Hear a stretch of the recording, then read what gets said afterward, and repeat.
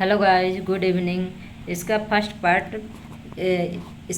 Part पहले बना दी हूँ वीडियो। अब सेकंड पार्ट में अब आप लोग देखिए कि इसके आगे का वीडियो जो है, फिर इसके नेक्स्ट इसका जब कंप्लीट हो जाएगा इसके बाद आंसर क्वेश्चन कराएंगे। आप लोग कैसे हैं, पढ़ाई कैसी चल रही है आप लोगों की? देखिए, यहाँ से पढ़ाना था हमको। परमाणु किस प्रकार अस्तित्व में रहते हैं? अधिकांश तत्वों के परमाणु स्वतंत्र रूप से अस्तित्व में नहीं रह पाते। परमाणु अणु एवं आयन बनाते हैं। ये अणु अथवा आयन अत्यधिक संख्या में पुंजित होकर वह द्रव्य बनाते हैं जिसे हम देख सकते हैं, अनुभव कर सकते हैं अथवा छू सकते हैं। इसका अर्थ ये है कि परमाणु जो है तो स्वतंत्र रूप से अकेले नहीं रह पाता है, वो किसी न किसी के साथ जुड़ करके ही बनाएगा। और अणु जो है तो स्वतंत्र रह सकता है। फिर अणु क्या है?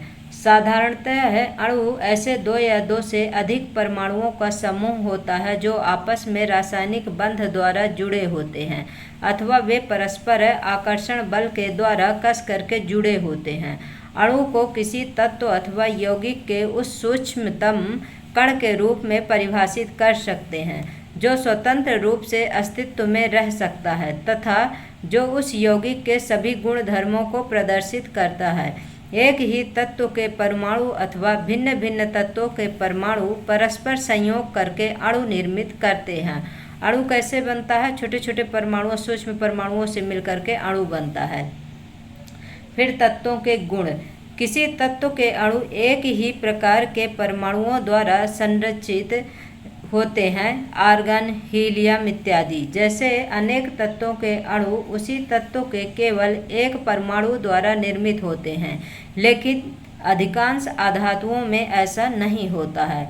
उदाहरणार्थ के लिए ऑक्सीजन अणु दो ऑक्सीजन परमाणुओं से बनता है, क्योंकि ऑक्सीजन का O2 होता है, इसलिए ये दो परमाणुओं से मिलकर के बना होता है ऑक्सीजन, इसलिए इसे द्विपरमाणुविक अणु भी कहते हैं। यदि सामान्यतः दो के स्थान पर तीन ऑक्सीजन परमाणु परस्पर संयोग करते हैं तो हमें ओजोन प्राप्त होता है, O3 हो जाता है, प्राप्त होता है।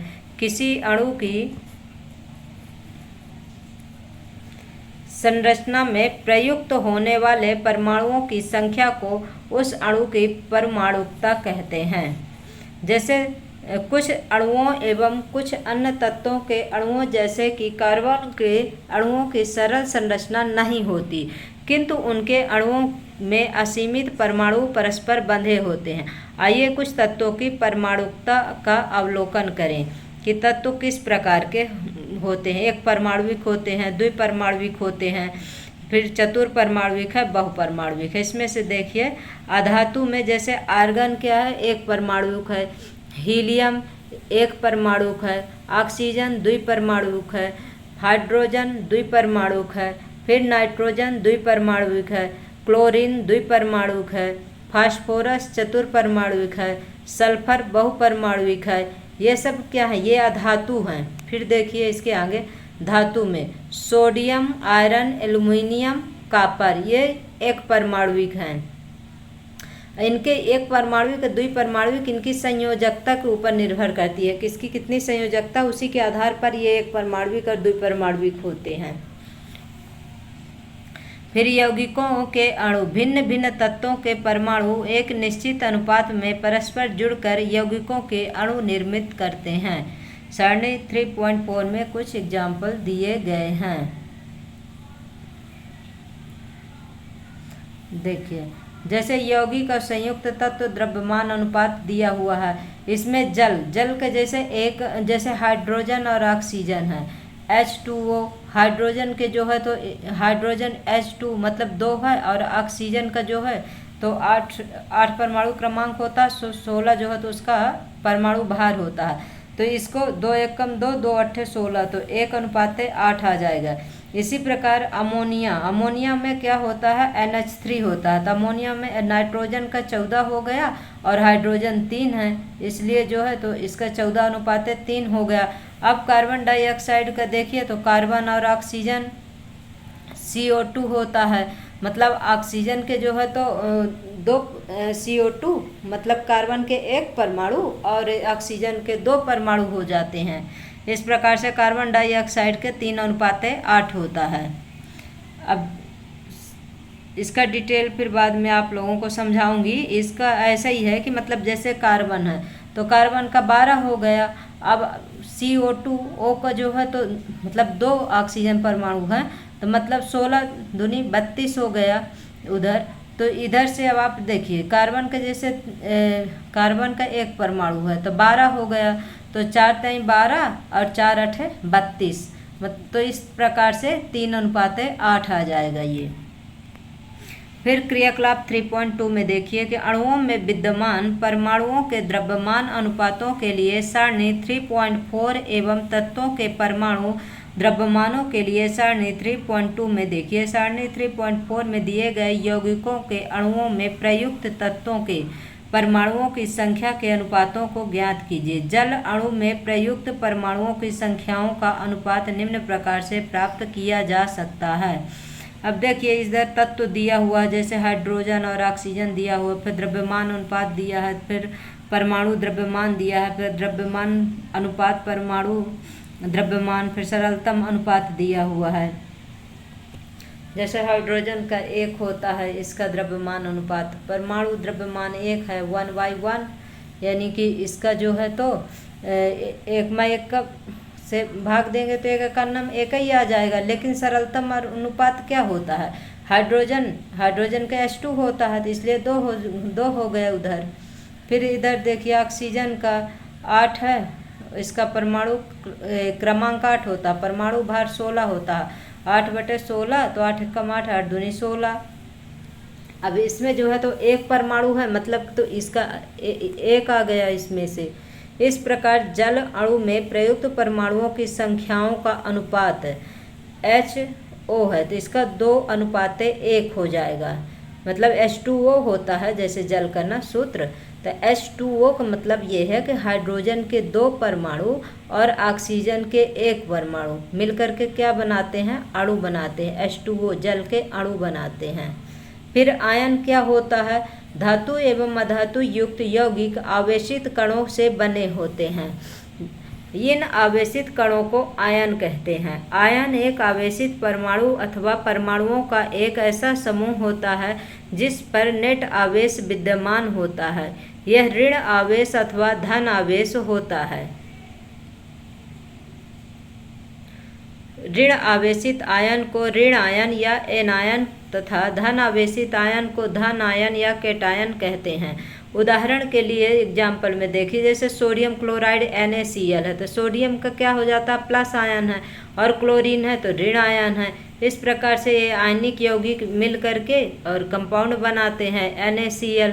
क्योंकि सोडियम जो है तो अपने एक इलेक्ट्रॉन त्यागता है इसलिए इसके ऊपर धन आयन हो जाता है, और क्लोरीन 1 इलेक्ट्रॉन ग्रहण करता है क्योंकि इसकी परमाणु क्रमांक 17 होता है। ये अपना अष्टक कंप्लीट करने के लिए 1 इलेक्ट्रॉन ग्रहण करता है, इसीलिए जो है तो इसमें माइनस चार्ज आ जाता है। इसमें धनात्मक सोडियम आयन तथा ऋणात्मक क्लोराइड आयन Cl- संगठक कण के रूप में विद्यमान होते हैं। परमाणुओं के समूह जिन पर नेट आवेश विद्यमान हो उसे बहुपरमाणुविक आयन कहते हैं। अब सारणी 3.6 में हम आयनों के निर्माण के बारे में अध्याय 4 में और अधिक जानकारी प्राप्त करेंगे। इसके नेक्स्ट चैप्टर में और अधिक जानकारी मिलेगी आप लोगों को। फिर देखिए कुछ आयनिक यौगिक दिए हुए हैं, कंपाउंड दिए हुए हैं। जैसे इसमें संगठक तत्व तो कैल्शियम में क्या है, कैल्शियम ऑक्साइड है, कैल्शियम एवं ऑक्सीजन है ना। फिर इसमें द्रव्यमान अनुपात इसका निकालना पड़ेगा जिस तरह से उस प्रकार की कैल्शियम के कितने परमाणु हैं, ऑक्सीजन के कितने हैं, फिर उसको कट कर देंगे तो ये आ जाएगा। फिर मैग्नीशियम में क्या है तो मैग्नीशियम है, मैग्नीशियम सल्फाइड में मैग्नीशियम एवं सल्फर है। अब इसमें मैग्नीशियम सल्फाइड दिया हुआ, मैग्नीशियम एवं सल्फर 2 परमाणु मिलकर के बनाते हैं। फिर इसके बाद सोडियम क्लोराइड है तो सोडियम एवं क्लोरीन होता है। अब इसका देखिए, अब आप लोग सोचेंगे कि 5:2 कहाँ से आ गया, 3:4 कहाँ से आ गया, 23:35.5 कहाँ से आ गया, ठीक है ना। अब इसमें से जो कैल्शियम एवं ऑक्सीजन है तो इसमें जो है तो कैल्शियम का कितना परमाणु क्रमांक होता है आप लोगों को पता होना चाहिए, कितना परमाणु भार होता है, ऑक्सीजन का पता होना चाहिए, मैग्नीशियम का पता होना चाहिए, सल्फर का पता होना चाहिए, सोडियम का, क्लोरीन का।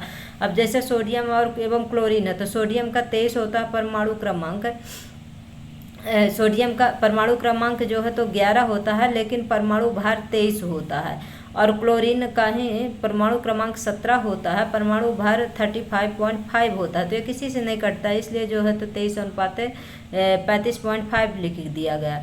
इसी प्रकार से जैसे मैग्नीशियम ये है मैग्नीशियम एवं सल्फर का। अब सल्फर का देखिए जैसे 16 दूनी 32, कहने का मतलब 16 इसका परमाणु क्रमांक होता है और 32 इसका जो है तो परमाणु भार होता है। मैग्नीशियम का परमाणु क्रमांक 12 होता है, परमाणु भार जो है तो मैग्नीशियम का 24 होता है। तो फिर अब इस तरह से 8 त्रिक 24, 8 चौको 32, इस प्रकार से 3:4 आ गया। इसी प्रकार आपको कैल्शियम एवं ऑक्सीजन के निकालना है।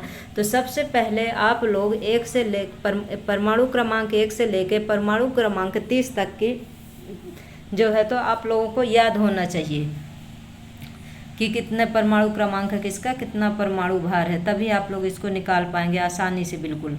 फिर रासायनिक सूत्र लिखना है। रासायनिक सूत्र किस प्रकार से बनाते हैं? किसी यौगिक का रासायनिक सूत्र उसके संगठक का प्रतीकात्मक निरूपण होता है। भिन्न भिन्न यौगिकों के रासायनिक सूत्र सरलतापूर्वक लिखे जा सकते हैं। इस अभ्यास के लिए हमें तत्वों के प्रतीकों एवं उनकी संयोजन क्षमताएं ज्ञात होनी चाहिए। किसी तत्व की संयोजन शक्ति अथवा क्षमता उस तत्व की संयोजकता कहलाती है। किसी एक तत्व के परमाणु दूसरे तत्व के परमाणुओं के साथ किस प्रकार से संयुक्त होकर एक रासायनिक यौगिक का निर्माण करते हैं, इसको ज्ञात करने के लिए संयोजकता का उपयोग करते हैं। किसी तत्व के परमाणु की संयोजकता को उसके हाथ अथवा भुजा के रूप में विचार किया जा सकता है। अब इसको समझने की कोशिश करिएगा।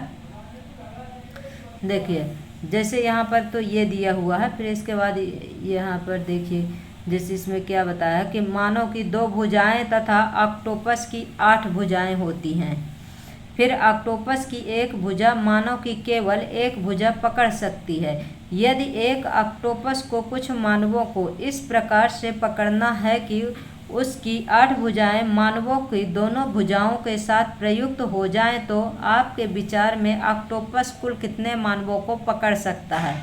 इस प्रकार से परमाणु के बारे में बताया एग्जाम्पल देके। अब ऑक्टोपस को आप ऑक्सीजन मान लीजिए तथा मानव को H से निरूपित कीजिए। क्या आप इस संयोजन के लिए सूत्र लिख सकते हैं? क्या आपको OH4 सूत्र के रूप में प्राप्त करेंगे? पदांक 4 ऑक्टोपस द्वारा पकड़े गए मानवों की संख्या को प्रदर्शित करता है। जैसे मान लीजिए O है और उसमें चारों तरफ से हाइड्रोजन हो गया, तो वही बता रहा कि OH4 सूत्र के रूप में लिख सकते हैं इसको। फिर सारणी 3.6 में कुछ सरल एवं बहुपरमाणुविक आयनों की संयोजकताएं दी गई हैं। संयोजकता के बारे में हम और अधिक जानकारी अगले अध्याय में प्राप्त करेंगे। रासायनिक सूत्र लिखते समय आपको निम्न नियमों का पालन करना चाहिए।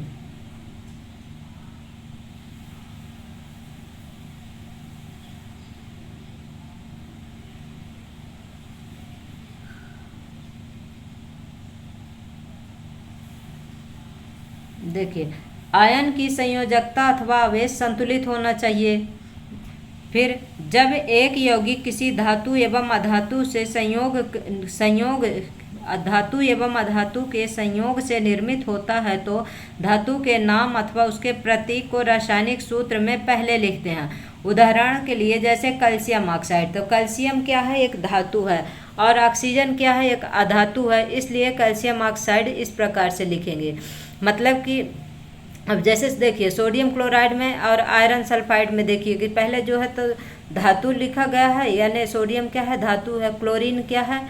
इसमें अधातु है। फिर आयरन सल्फाइड में आयरन जो है धातु है, सल्फर अधातु है। फिर कॉपर ऑक्साइड में कॉपर धातु है, ऑक्सीजन जो है तो अधातु है इत्यादि। जहाँ पर ऑक्सीजन क्लोरीन सल्फर अधातुएं हैं तथा उन्हें दाईं तरफ लिखते हैं।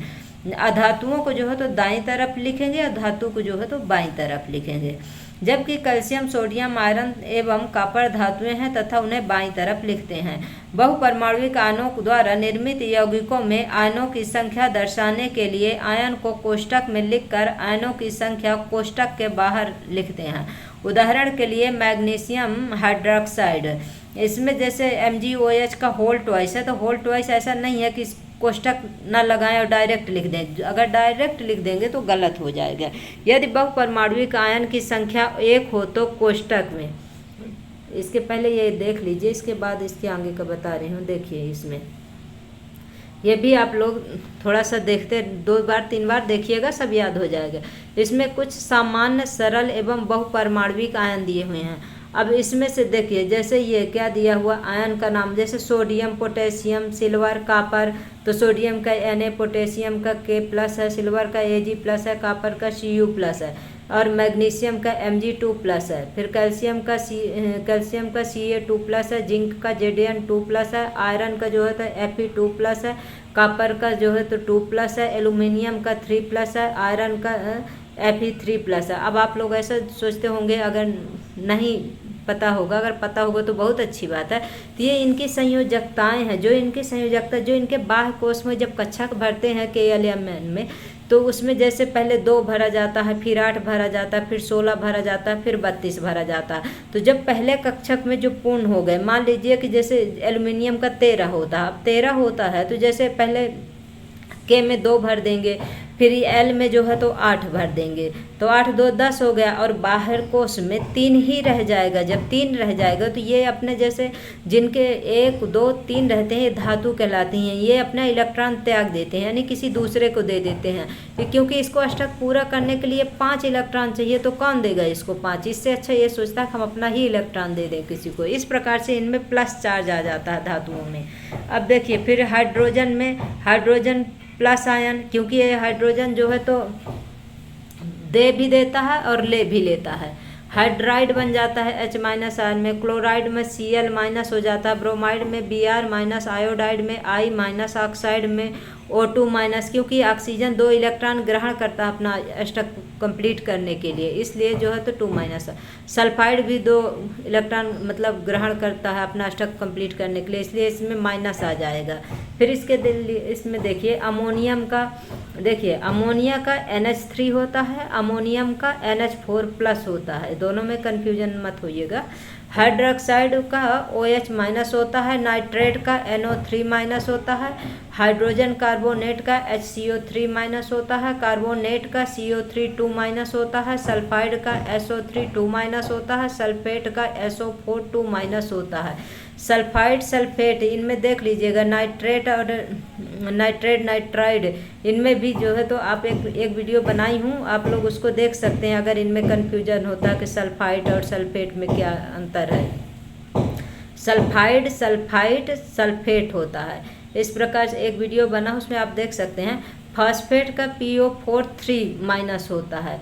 फिर अब इसके आगे का देखिए कैसे फार्मूला का निर्माण करते हैं, जो यहाँ पर देखिए ये यहाँ पर जो बोल रहे थे कि इसमें से अगर बहुपरमाणुविक आयन की संख्या 1 हो तो कोष्ठक नहीं लगाते हैं। ये देखिए यहाँ पर जैसे, क्योंकि इसमें आवश्यकता नहीं होती है। उदाहरण के लिए जैसे NaOH है, तो अब इसमें कोई एक 2 तो है नहीं कि जैसे NaOH का होल ट्वाइस है, होल ट्वाइस होता तब इसमें कोष्ठक लगाते हैं।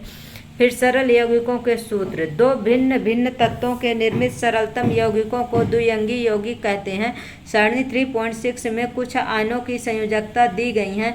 आप इनका उपयोग यौगिकों के सूत्रों को लिखने के लिए कर सकते हैं। आणविक यौगिकों के रासायनिक सूत्र लिखते समय हम पहले संगठक तत्वों के प्रतीक लिखकर उनकी संयोजकताएं लिखते हैं, जैसा कि निम्न उदाहरणों में दर्शाया गया। तत्पश्चात संयोजित परमाणुओं की संयोजकताओं को क्रॉस करके अणु सूत्र लिखते हैं।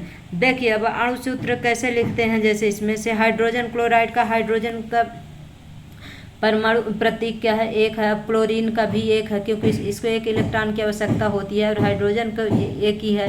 इस प्रकार से ये 1 कैंसिल हो जाता है और ये क्या बना लेता है? HCl बना लेता है, हाइड्रोजन क्लोराइड बना लेता है। फिर हाइड्रोजन सल्फाइड को देखिए तो इसका हाइड्रोजन की एक संयोजकता है, सल्फर की 2 संयोजकता है, तो दोनों में क्रॉस हो जाता है। इस प्रकार से हाइड्रोजन सल्फाइड H2S हो जाता है। फिर कार्बन टेट्राक्लोराइड का सूत्र में तत्व का प्रतीक कार्बन का 4 संयोजकता होती है, क्लोरीन का 1 होता है।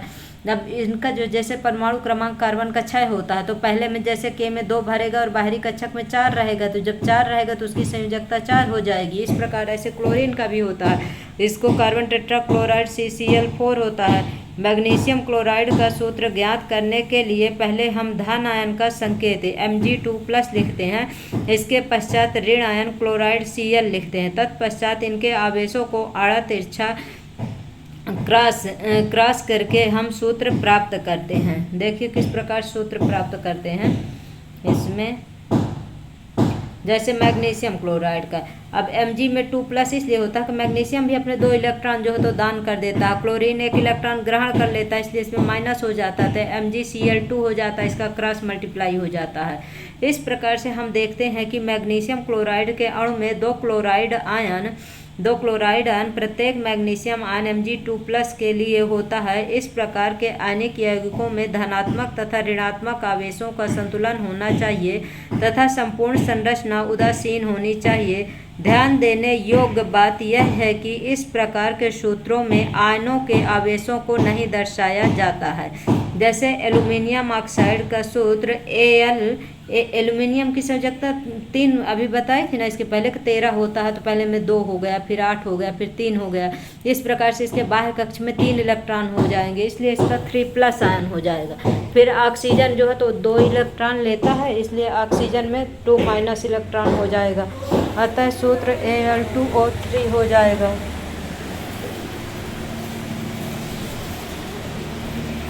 कैल्शियम ऑक्साइड का सूत्र तत्व का प्रतीक कैल्शियम Ca2+ होता है और ऑक्सीजन का 2- होता है। इस प्रकार से जो है तो इसका जो है तो कैल्शियम, यहाँ पर दोनों तत्वों की संयोजकताएं समान हैं, अतः इसका सूत्र कैल्शियम Ca2O2 प्राप्त होगा, किंतु हम इस सूत्र को CaO क्योंकि 2 से 2 कैंसिल हो जाएगा, तो इस प्रकार से CaO के रूप में सरलीकृत करते हैं। बहुपरमाणुविक आयनों वाले यौगिकों में जैसे सोडियम नाइट्रेट का सूत्र देख लीजिए। सोडियम का Na होता है, नाइट्रेट का NO3 होता है। अब सोडियम में Na+ आयन, क्योंकि सोडियम अपना 1 इलेक्ट्रॉन जो है तो दान कर देता है, NO3- आयन क्योंकि 1 इलेक्ट्रॉन ये लेता है। इस प्रकार से NaNO3 1 से 1 कैंसिल हो गया और इसका बचा sodium nitrate NaNO3। Calcium hydroxide का सूत्र कैल्शियम का Ca2+ आयन होता है, OH में - आयन होता है।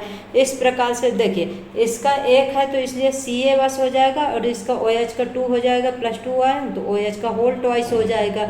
इसका इतना ध्यान रखिएगा कि जिसकी जितनी संयोजकता हो वो उसके साथ मल्टीप्लाई कर लेता है, उसके बाद फार्मूला का निर्माण होता है।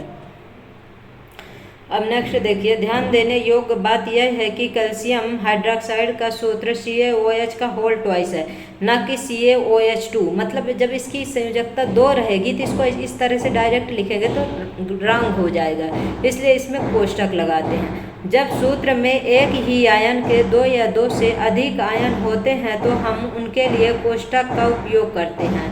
यहाँ पर OH को कोष्टक में रखकर पदांक 2 लगाते हैं, जो यह निर्दिष्ट करता है कि एक कैल्शियम परमाणु के साथ 2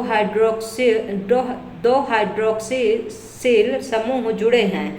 दूसरे शब्दों में कैल्शियम हाइड्रोक्साइड में ऑक्सीजन एवं हाइड्रोजन प्रत्येक के 2-2 परमाणु हैं। जैसे देखिए सोडियम कार्बोनेट का, अब सोडियम का + आयन है और कार्बोनेट का जैसे CO3 2- होता है ऊपर कार्बोनेट में, जो 2- ऊपर होता है वो इसके सामने आप रख दीजिए इसकी संयोजकता, Na के इधर रख दीजिए, फिर क्रॉस मल्टीप्लाई हुआ तो Na2CO3 हो गया। उपरोक्त उदाहरण कोष्टकों में उपयोग की आवश्यकता नहीं है क्योंकि बहुपरमाणुविक आयन कार्बोनेट का एक ही आयन विद्यमान होता है। बहुपरमाणुविक आयन में कार्बोनेट का एक ही आयन विद्यमान है। अमोनियम सल्फेट का देखिए, अमोनियम का NH4+ आयन होता है, SO4 2- होता है सल्फेट का। इस प्रकार से NH4 का होल ट्वाइस 2 हो जाएगा और SO4 हो जाएगा, क्योंकि NH4 तो इसका फार्मूला है और जो SO4 का जो ये 2 इसकी संयोजकता है, तो NH4 के साइड में लग जाएगा और प्लस SO4 मतलब SO4 हो जाएगा। इस प्रकार से अमोनियम सल्फेट का फार्मूला। फिर इनके क्वेश्चन नेक्स्ट वीडियो में करवाऊंगी आप लोगों को सभी क्वेश्चन आंसर। फिर देखिए इधर, जैसे आणविक द्रव्यमान है, आणविक द्रव्यमान निकालने के लिए अनुभाग 3.22 में हम परमाणु द्रव्यमान की अवधारणा की विवेचना कर चुके हैं। इस अवधारणा का विस्तार आणविक द्रव्यमानों का परिकलन करने के लिए किया जाता है। किसी पदार्थ का आणविक द्रव्यमान उसके सभी संगठक परमाणुओं के द्रव्यमानों का योग होता है। इस प्रकार यह अणु का वह सापेक्ष द्रव्यमान है जिसे परमाणु द्रव्यमान इकाई U द्वारा व्यक्त किया जाता है। अब देखिए, जैसे एग्जाम्पल में क्या दिया कि जल का H2O के सापेक्ष आणविक द्रव्यमान का परिकलन कीजिए। फिर बी में क्या दिया है, नाइट्रिक अम्ल HNO3 के आणविक द्रव्यमान का परिकलन कीजिए।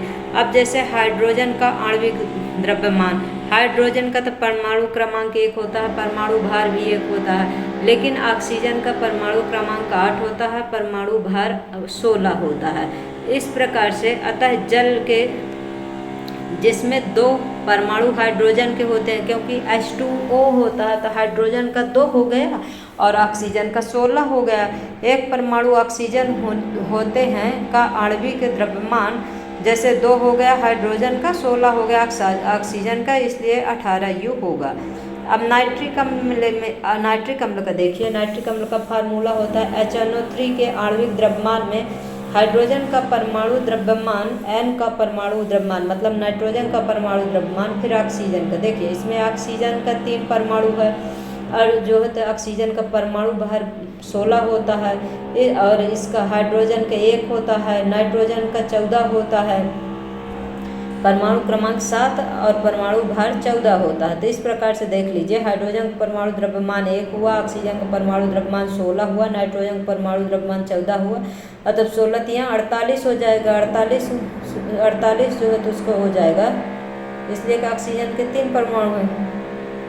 ये देखिए, इसमें से हाइड्रोजन के 1 हो गया, नाइट्रोजन का 14 हो गया, 16 यहाँ 48 हो गया, उसके ऑक्सीजन के असर मिला के 63 U हो गया। फिर सूत्र इकाई द्रव्यमान देख लीजिए, किसी पदार्थ का सूत्र इकाई द्रव्यमान उसके सभी संगठक परमाणुओं के परमाणु द्रव्यमानों का योग होता है। सूत्र द्रव्यमान का परिकलन उसी प्रकार से करते हैं जिस प्रकार से हमने आणविक द्रव्यमान का परिकलन किया है।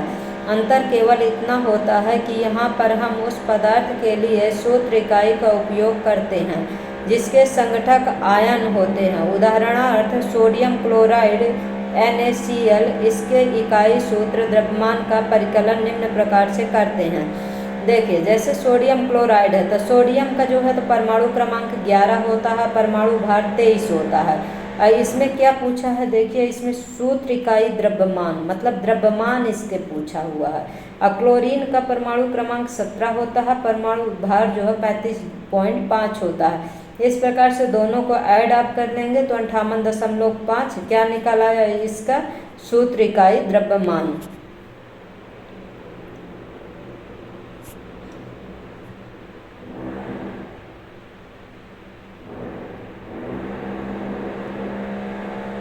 फिर देखिए कैल्शियम क्लोराइड के सूत्र इकाई द्रव्यमान का परिकलन कीजिए। तो कैल्शियम क्लोराइड का सूत्र इकाई द्रव्यमान कैल्शियम क्लोराइड है।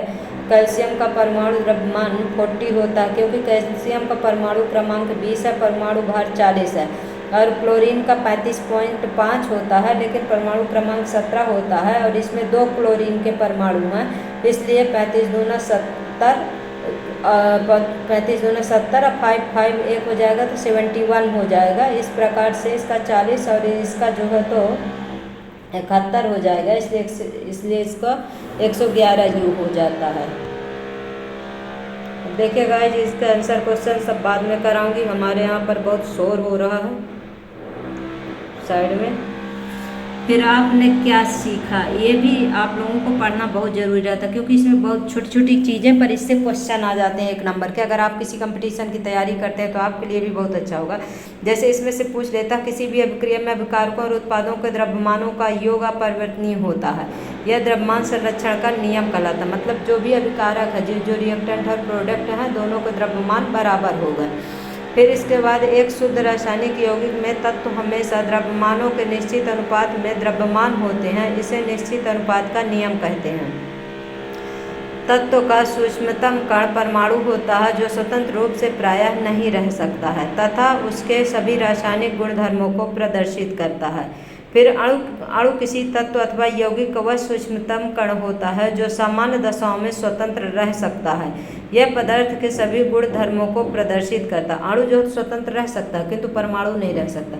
किसी यौगिक का रासायनिक सूत्र उसके सभी संगठक तत्वों तथा संयोग करने वाले सभी तत्वों के परमाणुओं की संख्या को दर्शाता है। परमाणुओं को वह पुंज जो आयन की तरह व्यवहार करता है उसे बहुपरमाणविक आयन कहते हैं। उनके ऊपर एक निश्चित आवेश होता है।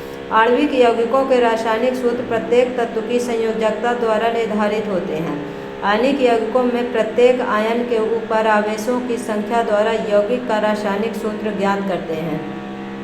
अभ्यास क्वेश्चन है, सभी क्वेश्चन आंसर नेक्स्ट वीडियो में करवाऊंगी। गाइज आप लोगों को क्लास कैसी लगी आप लोग कमेंट करिए, लाइक करिए, सब्सक्राइब करिए। Thank you so much guys.